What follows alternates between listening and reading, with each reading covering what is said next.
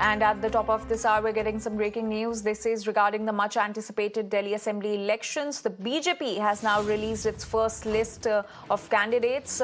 And the battle for Delhi has intensified now. The BJP has released a first list of candidates. 29 names have been announced by the BJP in its first list for Delhi Assembly elections.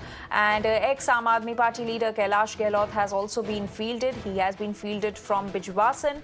Vijender Gupta to fight from Rohini. Ramesh Biduri, who is an ex-MP, has been fielded from Kalkaji, where he will be contesting against Chief Minister Atishi.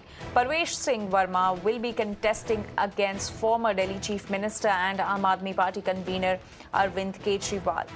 So Parvesh Singh Verma is all set to take on Arvind Kejriwal in the New Delhi Assembly seat, and the Congress has also fielded heavyweight Sandeep Dixit from this seat.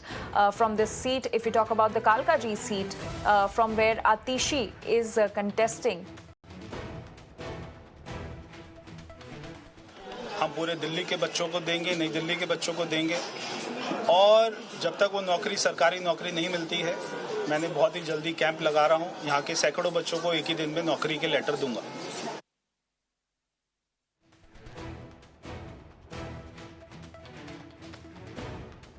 So that was BJP's New Delhi candidate Parvesh Verma saying that he will be setting up camps for employment opportunities in the capital.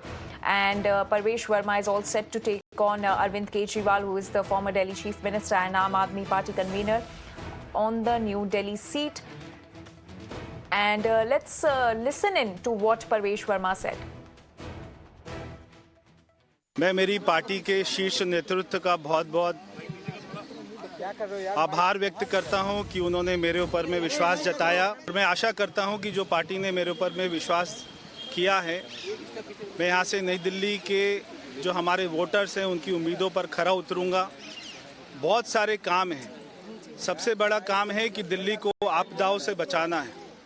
जो दिल्ली में जो सबसे बड़ी आपदा है वो है दिल्ली के मुख्यमंत्री रहे माननीय केजरीवाल जी, क्योंकि जब दिल्ली में कोविड का समय था, दिल्ली के लोग ऑक्सीजन मांगते थे, तब वो एक बोतल के बदले में एक बोतल फ्री देते थे। जब हमने उनसे कहा कि दिल्ली के लोगों ने कहा हमारे काम करवा दीजिए, हमारी बस्ती को पक्का करा दीजिए, हमको मकान दे दीजिए, तो अरविंद केजरीवाल ने अपना शीश महल बनाया। मगर अब ये समय आया है बदलाव का। हमारे लोगों को, दिल्ली वासियों को झगड़े वाली सरकार नहीं चाहिए। दिल्ली वासियों को ऐसी सरकार नहीं चाहिए जो बार बार अपने कामों का इल्ज़ाम हमारे प्रधानमंत्री जी के ऊपर में लगाए, हमारे एलजी साहब के ऊपर में लगाए। दिल्ली को झगड़ा मुक्त सरकार चाहिए, आपदा मुक्त सरकार चाहिए। तो मुझे पूरा विश्वास है कि ये समय है बदलाव का, अलाव का। ये समय है बदलाव के अलाव का। And my colleague Pragya is now joining us with more details on this. Pragya, walk us through the key names that have been announced by the BJP in its first list for the Delhi Assembly elections. Well, a lot of old faces. In fact, I would say the whole list is about old faces and someone who had also come from Aam Aadmi Party like Kailash Gehlot, who is also a minister. But to start with, Pravesh Verma, obviously he was an MP and now he has been given Delhi Assembly constituency, Mr. Kejriwal, and also Congress candidate Dixit. This is going to be a very interesting fight. And the second most interesting fight is going to be on Kalkaji, where Ramesh Biduri, former MP from South Delhi BJP, is contesting as BJP's candidate this time. Interestingly, he is pitted against two women. One is Chief Minister Atishi, and second is Alka Lamba, who had also contested against Madan Lal Khurana in 2003. So it's also a battle of former state leaders who were very, experienced heavyweights. This whole list has upped the fight in Delhi, and in fact, I would say this is going to be the most interesting contest in at least two assembly elections. And not just that, Rekha Gupta, she had contested and she had been a very old party hand. She will be contesting in Shalimar Bagh, Shalimar Garden. And in fact, Dushyant Kumar Gautam, who is National General Secretary of the BJP, he has been fielded from Karol Bagh, which is a SC reserve seat. So, not just that, there are Kulwant Rana, Manoj Shaukin, Rajkumar Bhatia, for that matter, Manjinder Singh another name, Ashish another name. They have been at the executive committee of the state. Tarvinder Singh Marwa, Satish Upadhyay has been former BJP president. All All right, these Pragya, names. please stay with us. Ramesh Biduri is speaking. Let's listen in. आगे बढ़े। कालका जी में चहुमुखी विकास की तरफ कालका जी से आज से 20-22 साल पहले था, जो डेवलपमेंट के लिए करा रहा है कालका जी, उस काम को पूरा करने का काम करेंगे। क्योंकि यहाँ पर पीने का पानी नहीं है, यहाँ पर गंदा पानी लोगों को आते हैं। सड़कों की गोविंदपुरी में जाकर देख लीजिए, लोगों के बिजनेस बंद हो गए हैं, ना ऑटो घुस सकता है, ना कोई व्यापारी घुस सकता है, कुछ नहीं, कोई एम्बुलेंस नहीं जा सकती, कोई बीमार हो जाए। जो नरक बना दिया आतिशी ने 4 साल में, 4.5 साल वो कनाडा अमेरिका कहाँ घूमती रही, क्षेत्र को नहीं देखा। 6 महीने में आकर लोगों से लप्पी झप्पी करती फिर रही हैं, गले मिलती हैं लोगों से आने के बाद, बर्थडे केक काटती घूम रही है लोगों के घरों में बच्चों के जाकर कि हम केक भिजवा देंगे। तो ये जो लालच देने की स्थिति है, पद्धति है आम आदमी पार्टी की, उसको लोग समझ गए हैं सारे के सारे। ये अपना अलग नौटंकी करने का प्रयास कर रहे हैं। अभी जो सीवर के उल्टे सीधे पानी के बिल आ रहे हैं बिजली बोर्ड से, तो कह रहे हैं हमें मुख्यमंत्री बनाओ, हम सबको ठीक कर देंगे, माफ कर देंगे।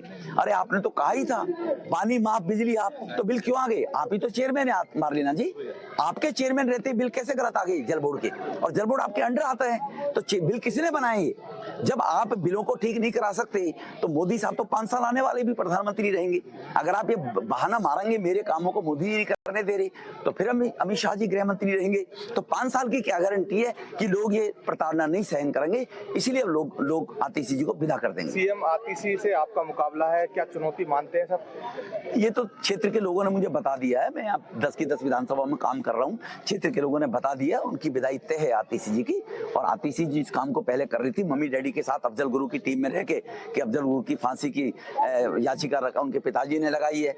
आतिशी विदेश में जाके कहती है भारत में 25 करोड़ लोग भूखे सोते हैं, वो झूठ बोला जब 80 करोड़ लोगों को मुफ्त खाना दिया जाता है, भारत को बदनाम कर रही है। अब अपनी मम्मी डैडी के साथ इसी काम आतिशी दोबारा लग जाए। कांग्रेस की अलका लांबा आपके सामने चुनौती है? वो तो बेचारी धक्के मार के यहाँ पर भेजी है, 7 दिन तो उसने मना ही कर दिया, मैं लड़ना ही नहीं चाहती, मैं नहीं जाऊंगी वहां पर कालका जी में। और रमेश बिधूड़ी बीजेपी का उम्मीद है, शायद वो चुनाव लड़ने के लिए आ रहे हैं।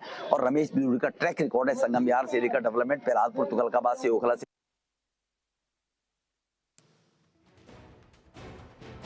All right, so that was BJP's Kalkaji candidate Ramesh Biduri, who has been fielded against Atishi and Alka Lamba on the seat. But let's also listen in to what Congress candidate from Kalkaji, Alka Lamba, had to say about the competition. Seat जो अब चुनी गई है Congress party की तरफ से, चुनौती आप मान रही है या फिर आश्वस्त है अपनी टीम?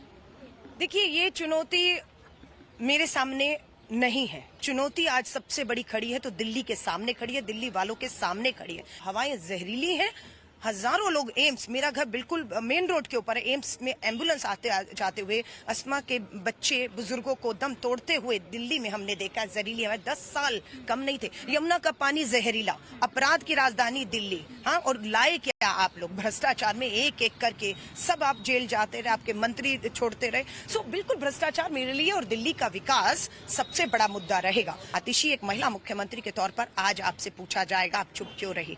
दुख की बात है, आज आप मुझसे कह रही है मेरी आतिशी जी से लड़ाई है, मुख्यमंत्री हैं, वो तो अरविंद जी ने कहा वो तो टेम्परेरी है, 1 महीने की मेहमान है ना। सो मैं उसको गलत मानती हूँ, क्योंकि मुख्यमंत्री का पद एक संवैधानिक पद है, उसका सम्मान होना चाहिए। उस पद पर एक महिला मुख्यमंत्री बैठी है, उसका सम्मान होना चाहिए था, लेकिन आतिशी खामोश है, उन्हें बोलना होगा। प्रधानमंत्री नरेंद्र मोदी ने आज आम आदमी पार्टी को आपदा कहा है कि लोगों को आपदा में धकेल दिया, जिस तरीके से आम आदमी पार्टी ने सरकार चलाई है। केंद्र शासित राज्य है ना, 7 सांसद आपके है ना, LG गृह मंत्रालय, आप क्यों आपदा में दिल्ली के लोगों को पीड़ा और दर्द में, जहरीली हवाओं में, यमुना के गंदे पानी के पीने की और अपराध में आपने क्यों छोड़ दिया? जितनी आम आदमी पार्टी दोषी है प्रधानमंत्री जी इस आपदा के लिए, उतने ही दोषी आप भी हैं, आपको भी जवाब देना होगा।